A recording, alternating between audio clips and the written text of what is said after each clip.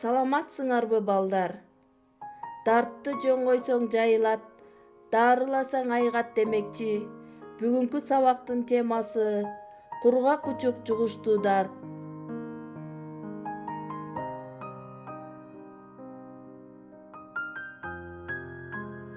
Бул сабакта кургак учук инфекциялык оорусунун ден соолукка тийгизген таасири, жугуу жолдору, түрлөрү, алдын алуу жолдору, дарылоо жана сактануу жөнүндө түшүнүк аласыңар. Кургак учук жугуштуу дарт 1882-жылы немец окумуштуусу Роберт Кох ачкан. Кургак учуктун пайда болушу. Кургак учук адамдын жашоо шартына байланыштуу болоору жана өлүмгө учуратуучу дарт экендиги байыртадан эле белгилүү болгон. Жер шарында өтө көп таралган оорулардын бири болуп, миллиондогон кишини өлүмгө учураткан. Ал көбүнчө какырык менен кургак учуктун микробактериясын бөлүп чыгарган сыркоо адамдан жугат. Башка микробтордон айырмаланып, кургак учуктун микробактериясы өзгөчө сакталуу касиетке ээ. Микробактерия ыплас жерде, нымдуу үйдө бир нече ай, бейтаптын кийим-кечесинде, үй эмеректеринде 1 жылга чейин сакталат. Алар жогорку температурага туруштук бере алышпайт. Тике тиген күн нуруна көпкө чейин кактаганда гана жок болот. Кургак учукту козгогучтардын бир нече түрү кишиники, бодомалдыкы жана канаттуулардыкы белгилүү болот. Адамдар негизинен кишинин кургак учугу менен оорушат, бирок кээде бодомалдын кургак учугу менен да жабыркап калышы мүмкүн. Ооруну негизинен микробдуу какырык бөлүп чыгарган адамдар жана малдар таратышат. Айрыкча кургак учуктун ачык түрү менен ооруган адамдар коркунучтуу. Кургак учуктун таякчасы ар кандай жол менен жугушу ыктымал. Оору көбүнчө оорулуунун какырыгы, түкүрүгүнүн чачырандысы менен булганган абада, дем алганда, ошондой эле оорулууга пайдаланган буюмдар, сүлгү, тиш щетка, жүз аарчы, кийим-кече аркылуу жугушу мүмкүн. Коркунуч фактору оорунун өнүгүү деңгээлин жогорулатат. Кургак учук оорусунда төмөндөгү симптомдор байкалат: жөтөлдүн күчөшү, дем алуунун кысылуусу, демигүүсү, көкүрөктүн дайыма ооруусу, жөтөлгөндө кандын пайда болуусу, үндүн кыркырап калышы, өпкөнүн жугуштуу оорусу, дайыма чарчап чалыгуусу, салмагынын азайышы. Бул симптомдор көбүнчө кургак учукка тиешелүү. Бирок ар бир адам алардын себебин билүү үчүн мындай симптомдор байкалганда врачка кайрылууга тийиш жана зарылдыгына жараша дарылоону эрте баштоосу абзел. Кургак учуктун түрлөрү. Өпкө кургак учугу, сөөк жана муундун кургак учугу, лимфа түйүндөрүнүн кургак учугу, бөйрөк кургак учугу, кургак учуктуу менингит. Өпкөнүн кургак учугу. Кургак учук көбүнчө өпкөнү жабыркатат. Ошондой эле лимфа жана кан тамырлар аркылуу муундарга, сөөктөргө, мээ кабыгына, бөйрөккө тарашы мүмкүн. Өпкөнүн кургак учугунда микробактерия түшкөн ткандарына сезгенүү чогу пайда болуп, некрозго айланат. Андан кийин ал катуу кабык менен капталат да, акырындап кальций туздары топтолот. Балдарда бул байкалбайт, рентгенге тартканда гана билинет. Эгер баланын организми начарлап кетсе, процесс таралып кетиши ыктымал. Мында баланын эти ысып, жалпы абалы начарлап, жөтөл коштолот. Чоң кишилерде алгач байкалбайт, бирок адамдын алы кетет, арыктайт, түнкүсүн тердейт. Андан кийин денеси ысып, көп учурда бир аз чыйрыгат. Бат-бат жөтөлөт, тамакка табити тартпайт, дем алганда капталы сайгылашып ооруйт, кан түкүрөт. Мына ушул белгилердин бири байкалары менен дароо врачка кайрылуу керек. сөөктүн жана муундун кургагучугу. Муну менен көбүнчө 10 жашка чейинки балдар, ошондой эле чоң адамдар ооруйт. Өзгөчө омуртка тутуму, жамбаш, тизе, кызыл ашык муундары, ошондой эле сөөктөр жабыркайт. Алгач башталышында баланын көңүлү ачылбай, түнкүсүн начар уктайт, арыктап, бозоруп тез чарчайт. Кээде бала түнкүсүн оорудан кыйкырып ойгонот. Оору күчөгөндө муундары шишип ооруйт, аксай баштайт. Алдын ала дарыланбаса бейтаптын муундары өспөй калат. Күчөп кеткенде жабыркаган сөөк ириңдейт. Лимфа түйүндөрүнүн кургак-учугу. Мында жабыркаган бездер чоңоюп, кыймылдатпай ооруйт. Ириң тээп кеткен учурда ал сыртка жарылып, айыккандан кийин тырык болуп калат. Бул дартты врач гана дарылайт.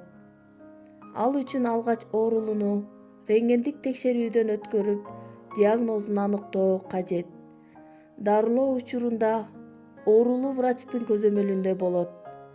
Эгерде дарылоодон жакшы натыйжа болбосо, оорулууга хирургиялык жол сунуш кылынат. Оорулуу баарынан мурда гигиена эрежесин сактап, жакшы тамактанып, таза абада жүрүшү керек. Бөйрөк кургак-учугу. Бөйрөк кургак-учугунда оорунун белгиси адегенде анча байкалбайт. Кийинчерээк бел ооруп, температура көтөрүлөт. Табарсык жабыркаганда ал ооруп, оорулуу улам заара ушаткысы келет. Кургак-учуктуу менингит. Кургак-учуктуу менингитте оорулуунун башы катуу ооруп кусат, денеси тырышат, эсинен танат. Оорунун мындай түрүндө оорулуу мурда майып болчу. Азыр көбүнчө оору айыгуу менен аяктайт. Дарылоо. Ооруну рентгендик текшерүүдөн өткөрүп, диагнозун аныктап, врач дарылайт. Дарылоо учурунда оорулуу врачтын көзөмөлүндө болот. Дарылоодон жакшы болбогондорго хирургиялык жол сунуш кылынат. Аны аягына чыга дарыланбаса, ал дагы кайталанышы мүмкүн. Ошондуктан кургак-учукту дарылоо ар дайым диспансер аркылуу көзөмөлдө болуп, мекемелерде, ишканаларда болсо медициналык кызматкерлердин кароосунда турат. Кургак-учук дартын табууда ар дайым эле рентгендик изилдөө колдонула бербейт. Ошондуктан 12 жашка чейинки балдарда жана өспүрүмдөрдө кургак-учук туберкулин менен изилденет. Кантип дартты алдын алууга болот? Биздин өлкөдө кургак-учуктун алдын алуу үчүн атайын эмдөө, БЦЖ деп аталган эмдөө жүргүзүлөт. Эмдөөдөн пайда болгон иммунитет оорудан толук коргой албайт. Бирок организмге кирген микроб менен күрөшүүдө түздөн түз жардамдашат. Кургак-учуктун алдын алууда химиялык жол да колдонулат. Мында дени таза кишилерге кургак-учукка каршы дары-дармектер берилет.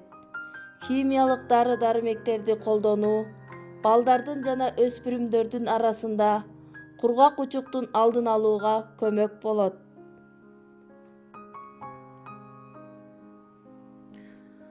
Кургак-учуктун алдын алуу үчүн баарынан мурда микробторду тараптоочу чараларды көрүү зарыл. Эгер оорулуу болсо, аны башка бөлмөгө бөлүп, өзүнчө төшөнчү, идиш-аяк менен камсыз кылып, аларды обочолоп коюу керек. Бөлмөнү самын соода эритмеси кошулган, ысык сууга малынган ным чүпүрөк менен жууп тазалап, шейшепти, сүлгүнү, идиш-аякты 5% хлорамин эритмесин колдонуу зарыл. Кургак-учук менен ооругандардын үй-бүлөсү мезгил-мезгили менен кургак-учукка каршы медициналык мекемеде текшерилип турууга тийиш. Коомдук тамактануу жайларда иштеген, шаардык транспорт жаатындагы кызматкерлер, чач тарачтар, флюорографиялык текшерүүдөн өтүп турушу талапка ылайык. Кургак учуктун өнүгүү коркунучунун бири ооруган адамдын тамеки тартуусу. Ал эми кургак учуктун айыгуусунун эң мыкты ыкмасы тамеки тартуудан баш тартуу. Ал өз убагында кургак учук менен оору коркунучун азайтат.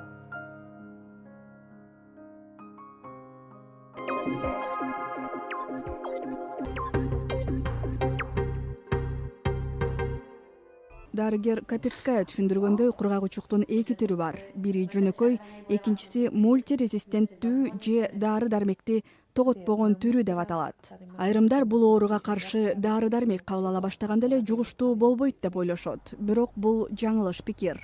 Бул илдетти жуктуруп алган адам дароо коомдон бөлүнүп изоляцияланат. Бир кезде көчөдө калган үй-жайсыздар, абактагылар жана бей-бечаралардын оорусу деп эсептелген илдет азыркы тапта баардык катмарлар арасында жайылууда. Расмий статистика боюнча 2015 жылы дүйнөдө кургак учук менен ооругандардын саны 10 миллиондон ашса, бул илдеттен көз жумгандардын саны 2 миллионго жетти. Оорунун дарыны тоготпогон түрүнө 1,5 миллиондой адам чалдыккан. Ал эми Кыргызстан кургак учуктун жайылышы жагынан КМШ өлкөлөрүнүн ичинен Молдовадан кийинки эле экинчи орунда турат. Анализдерди текшерген заманбап лаборатория 2003 жылы Кыргызстанда да ачылган. Ол жерде бүткүл склад, ушул лабораториянын реактивтери, расходный материалдары неме болот да. Бул лаборатория 3-чү даражадагы защитасы бар лабораторияда. Эгер бул жердеги бардык мемени сактаса, мына азыр көрөсүңөр, грязный зонада дагы биздин кыздар лабораторияда маскасы жок эле иштейт. Ал жерде мына бүткүл вентиляционный система бар. Бул жактан бүткүл бардыгы иштеп атат. Абаны дезинфекция Анын үстүндө экинчи этажында фильтрлер бар. Ал жерден эч нерсе өтпөйт. Ооругун бүткүл бул микроскоптор, бул жерден биз препараттарды көрүп туруп, патологиялык материалдарда жанагы туберкулез ооруну пайда кылуучу палычкалар барбы, жокпу, ошолорду карашат. Кыргызстанда башка лабораторияда, академия наукта дагы моундай микроскоптор жок. 2 суткада анализди берет, бирок тиги жен эксперт баягы бир эле препаратка сезгичи, сезгич эмесин аныктаса, бул ушу туберкулезди дарылоочу негизги 2 препаратка, рифампицин менен изониазид деген препаратка сезгичпи же туруктугу ошону аныктап берет. Ошол себептен жугуштуу дарт менен оорубаш үчүн ар бир адам саламаттыгына кам көрүп, туура тамактанып, убагында жана жетиштүү уктап, стресстен алыс болуп, жашоонун сапатын жакшыртыш үчүн спортко, денени чыңдоого көп көңүл бурушу зарыл деп кеңеш беришет дарыгерлер.